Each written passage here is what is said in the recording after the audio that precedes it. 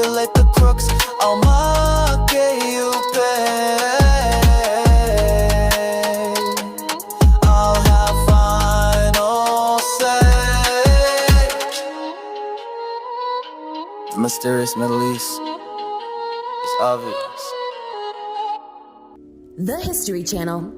Secret societies, lore, hidden mysteries, untold stories, and some say even aliens. These topics have brought in many viewers from all over America and around the world. But now there is a new channel that seems to want to take over the History Channel with an Islamic twist called The Mysterious Middle East. The show discusses many things that are identical to the History Channel, such as the CIA, Cabala, the occult, and even aliens. Now let's take a look at one of their videos and see exactly how they're twisting things around. While Cabala itself is a peaceful, broad, and complex mystical tradition, certain groups and individuals have taken its teachings in cult-like or conspiratorial directions. The channel starts off by positively complimenting the Cabala by calling it a peaceful, broad, complex, and mystical, quote-unquote, tradition. The problem is that it is not a tradition and is an integral part of Orthodox Judaism. It is a part of the Jewish religion. Now we're going to show you where things start to get quickly distorted after the compliment. The location was my home of Palestine. The year was 1571 during the Ottoman period, and the victim, the nephew of a Joshua bin Nun, an important figure at the time, who was caught in the grip of an entity that would not let go. While such supernatural instances are often attributed to the jinn, a race of human-like extra-dimensional beings made from fire, this was different. This was a creature that within Kabbalistic traditions is a member of a class of terrifying anomaly known to specifically cling to humans. The entity the mysterious Middle East is actually talking about is called a dibuk, or an earthbound spirit. These are not entities like the jinn at all. They are actually human souls and are not repelled by holiness. The story of the nephew of Joshua bin Nun can be found in Sefer Mirat Inaim. As you could see, it simply says a story in Safed. May it be rebuilt speedily in our days. It never describes it as Palestine because Palestine did not exist. Here is a map of what everything looked like during the Ottoman Empire, and as you could see, Israel was not called Palestine by any stretch of the means. In fact, it was referred to as Southern Syria. And while the narrator says, "in my home of Palestine," one can assume that the narrator is talking about where they live today, but that still doesn't make any sense. Safed, or actually properly pronounced Svat Israel, is located nowhere near the West Bank or Gaza, which only leaves one plausible explanation that the narrator of this particular story does not see that Israel has a right to exist. What's also interesting to note is that when they start talking about supernatural entities, they call what's commonly referred to as a demon a jinn. And what this does is teach the broad public that the word demon is actually the Arabic word jinn. It's a quiet way to re-educate, but now let's look at what they have to say about the Holy Ari. Terrifying anomaly was documented. The man who conducted the exorcism was Isaac Luria, a prominent Kabbalist. Through this exorcism, he determined that reality does not end at death, but could in fact be just the beginning. Although his ideas remain controversial and theologically problematic, some of those who agree with Luria's ideas via the Kabbalah faith. To replace the word demon with jinn is one thing, but to distort the facts about the Holy Ari is an entirely different matter. Rabbi Isaac Luria was born in Yerushalayim in 1534. Many accurately describe him as a great sage and, undisputably, the greatest practitioner of the Cabala. Through this exorcism, he determined that reality does not end at death, but could in fact be just the beginning. Knowing that Rabbi Isaac Luria was a great sage, it makes it particularly odd that the mysterious Middle East would inaccurately imply that Jews did not know that there was an afterlife until the Holy Ari. But distorting the facts and making it look like the Jews had no idea that life continues after death until the Holy Ari, of course, had his epiphany, it certainly allows Muslims to sound like their religion is superior since their prophet Muhammad lived prior to the Holy Ari. Now, at the beginning of the video, they seem to describe the Cabala positively. And since the Holy Ari is known as the greatest expounder of the Cabala, it's interesting that later on in the video, they go on to say this.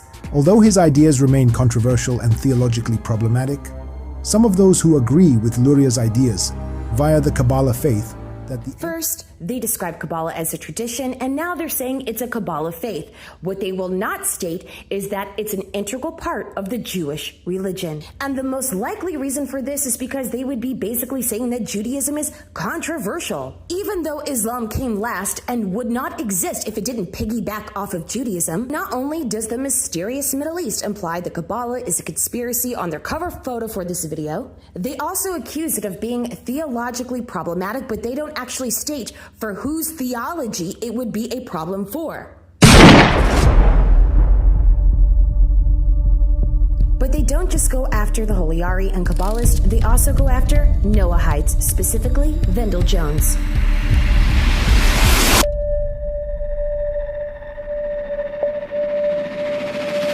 In the early 1990s, American archaeologist Vendyl Jones emerged as a controversial figure in the search for the Ark of the Covenant. Armed with ancient texts and biblical lore, Jones claimed to have found evidence pointing to the Ark's resting place near the Dead Sea. And just as they accused the Holy Ari of being controversial, they've done the same thing with Vendyl Jones. Vendyl Jones emerged as a controversial figure in the search. Although his ideas remain controversial and theologically problematic, But why go after Vendyl Jones? What role did he have in Judaism? Clearly, it must have been significant enough for the mysterious Middle East to throw him under the bus. Well, it just so happens that Vendyl Jones was a pioneer who breathed fresh life into the Noahide movement. If people do not know the 7 mitzvot of Noah, they can't keep them. If you don't know what they are, how can you say I observe the 7 laws? There is a reason pro-Palestinians are going after Noahides, but we discussed that in a previous video that you could find on my channel. And I would encourage you to watch it since we simply don't have the time to explain it here. A decade later, in May 2005, reports surfaced that Jones had consulted with Kabbalists, claiming he would discover the Ark within a little over a year. According to a relatively recent article from the Jerusalem Post, the CIA took so much interest in Jones's claim at that time, they actively monitored his archaeological digs to see what he would unearth. But why would the CIA, known for its involvement in real-world espionage and geopolitical strategy, be interested in the activities of a fringe archaeologist many might consider a kook or a crackpot? Well, And while the mysterious Middle East goes on to further insult Vendyl Jones by calling him a kook and a crackpot, they also state that he was in touch with Kabbalists. But they don't state which Kabbalist he was actually in touch with. Could it be that the mysterious Middle East is too scared to say their name? And in the most obvious convoluted logic scheme that could only be performed by mental gymnasts, they wonder why the CIA would bother with a crackpot and a kook, which is what they called Vendyl Jones. Well, it's probably because, in addition to serving in the 1967 war in Israel as a spotter, he also discovered many unique things, such as the Copper Scroll, which is part of the Dead Sea Scrolls. Jones also found a small Herodian period jug in the caves of Qumran that may have been the same oil used to anoint the kings of Israel. And that's only some of the things that Vendyl Jones has found. But what's made clear by the few discoveries that I've just shared with you is that he was very knowledgeable and capable in what he was doing.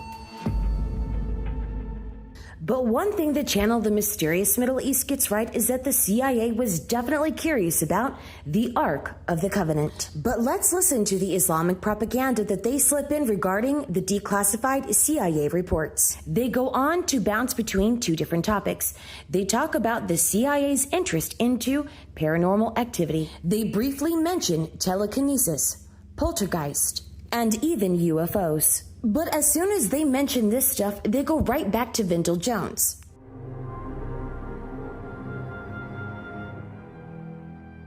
In 1977, Vendyl Jones first gained attention for his claims regarding the possible location of the Ark of the Covenant. 1 year after the October 7th massacre that took place in Israel, the mysterious Middle East has the tenacity to display the Palestinian flag over Israel with October 2024 glaring across their screen. Then they have the audacity to reverse time and say November 1977 as though Israel has always been Palestine and will always be Palestine. This is blatant pro-Palestinian propaganda. They know darn well that Vendyl Jones worked in Israel, and what they're doing here is basically stating once again that Israel does not have a right to exist. Throughout the 1980s and 1990s, focused on various locations across the Levant. He worked. And there you have even more proof. He can't even say Israel. He has to say across the Levant. And this is where the story gets extremely weird and genuinely creepy. The research into the artifact's location accidentally revealed and possibly confirmed that there are layers to reality some may consider unsettling. You see, according to declassified files released in August 2000, they may not only have succeeded in their mission to locate the artifact, but also stumbled upon something entirely unexpected: a powerful and potentially dangerous non-human intelligence. Their agents came into visual contact with several entities resembling beings commonly found in Islamic eschatology and Middle Eastern folklore. It's interesting that they only mention Islamic eschatology, because Islam not only came after Judaism, it also came after Christianity. It is the third and youngest of the Abrahamic faiths. So why not say that these entities come from the Abrahamic faiths, or keep it authentic and state that it comes from Judaism, which is the original religion that all of the Christian and Islamic eschatology base their theology on. Now, the report that he's talking about is easily available to the public since it has been declassified, and I'll leave a link for you in the description. But just to summarize for you very quickly, it says in the report, this target is located somewhere in the Middle East, as the language spoken by individuals presented seemed to be Arabic. Well, as many of you know, and some may not know, all of the holy sites that are precious to the Jewish people are actually under Muslim control in Israel, such as the Dome of the Rock, which is built on top of King Solomon's Temple, which is where you still see the Western Wall. And then there's the Cave of the Patriarchs that's located in Hebron. But considering the fact that the remote viewer says that the location is in a dark, wet place, I would highly recommend that Muslims leave the basement and foundation of the Temple Mount alone. After all, if the Ark of the Covenant is hidden deep underneath the Temple Mount, you wouldn't want to disturb the entities guarding it. Now would you? And speaking of entities, this brings us to another point. Entities were observed destroying any unauthorized individual who attempted to pry open the artifact. Powerful creatures that resembled the jinn. As the mysterious Middle East brings up the Islamic or Arabic translation of the word demon as jinn again in the video, what they're about to say next might shock you. The implication is that they were different, i.e., not human. If that's the case, given that we're dealing with an extremely holy artifact, that according to lore only the spiritually clean can remain in close proximity to it without being harmed, these so-called quote-unquote entities could only either be good jinn or actual angels. Did he just say good jinn? As in, there are good demons? Considering the fact that Islam came after Judaism and Christianity, one would have to question where they got this information. Well, we certainly know that it wasn't from Christianity, as Jesus, otherwise known as Yeshu, sends demons into pigs, and there is not one occasion where the New Testament describes unclean spirits as good. So considering the fact that Judaism and Christianity predate Islam, the only other logical explanation is that they retrieved their information from the rabbis, from the Kabbalists, from Judaism. And even Islam acknowledges the fact that they were aware of demons prior to Muhammad acknowledging his role as a prophet in their religion. There is a particularly interesting story about a Bedouin wet nurse for Muhammad that thought he had seizures, epilepsy, and was demon-possessed. There is another narrative in which Muhammad apparently talks about unaliving himself, and this is well known to be associated with jinn, demon, or shindalid possession. However, there are many imams and Muslim websites that state that these stories are greatly misunderstood, and while I'm not here to tell you exactly what Muslims believe, one thing that we can know for sure is that they were aware of demons prior to Muhammad accepting his status as a prophet within Islam. And it just so happens that Judaism always knew that there were different kinds of shindalid, or as this video calls them, jinn and demons, that actually have different beliefs. There are some demons that believe in Christianity, some that believe in Judaism, some that believe in Islam. The point is that the Christian understanding of demons is very limited and very narrow. And while I do not believe in Islam, I will have to give them credit for the fact that they actually know more about demons than Christians do. They acknowledge the fact that they are a creation of God and acknowledge the fact that they can be good. What do I mean by good? Well, if a demon does decide to believe in God and takes on a particular faith, they would of course act righteously according to their set standards of beliefs. So, considering the fact that Judaism already had this information, which is how the Bedouin wet nurse also had this information, and it's not written down in Genesis, Exodus, Leviticus, Deuteronomy, or Numbers, which is considered the Torah. So with that said, it becomes clear that Muslims actually believe in the oral Torah, whether they realize that or not, which includes the Cabala. Next, the mysterious Middle East goes on to talk about the Ark of Gabriel. The question, what exactly is this Ark of Gabriel? In Islam, we believe that the Archangel Gabriel is one of the key figures in the religion, and that he was constantly interacting with Muhammad in its formative years. However, if you were to ask any Muslim what do they know about the Ark of Gabriel, they would probably say that they have never heard of it.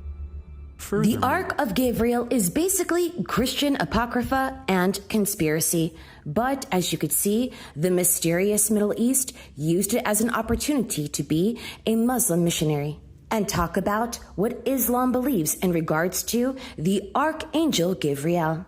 But in a way, the History Channel kind of does the same thing, as they often give a Christian or alien spin to things. And maybe because angels are just messengers in Judaism, and the hearts and imaginations of men can run wild, that God, or in Arabic, Allah, had it so that an entire nation would witness the giving of the Torah at Mount Sinai. An entire nation would witness God's presence. That an entire nation saw that Moshe Rabbeinu was chosen by God in order to bring down those 10 commandments. Nobody had to take Moshe's word for it. They saw it for themselves. Judaism, Christianity, and Islam may disagree on many things, but one thing we all agree on is we believe in the God of Abraham. Mistakes of the intellect and different religions are reality we cannot escape, but I believe soon we won't have to. It started with just a man, Noah and his ark, and then it was a nation. But this time, God will reveal himself to the world.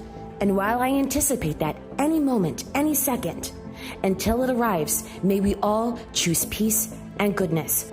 And on that note, I'm going to extend an olive branch to the channel The Mysterious Middle East.